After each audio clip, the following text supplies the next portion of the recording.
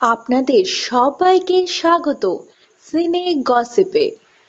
মোনালিসার আসল নাম অন্তরা বিশ্বাস। তিনি বাঙালি হয়েও কোনোদিন সুযোগ পাননি বাংলা ছবিতে অভিনয় করতে।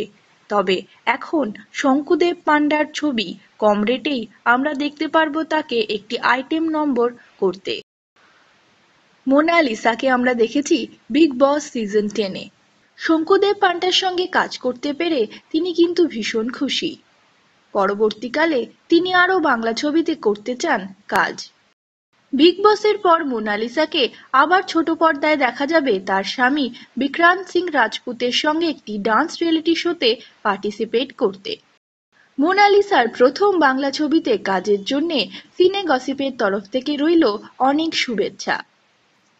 বিনোদন জগতের আরও খবর জানতে জুড়ে থাকুন আমাদের সঙ্গে। আমরা হলাম সিনে গসিপ, জুড়ে থাকুন আমাদের সঙ্গে। সাবস্ক্রাইব করুন আমাদের এই ইউটিউব চ্যানেলটি।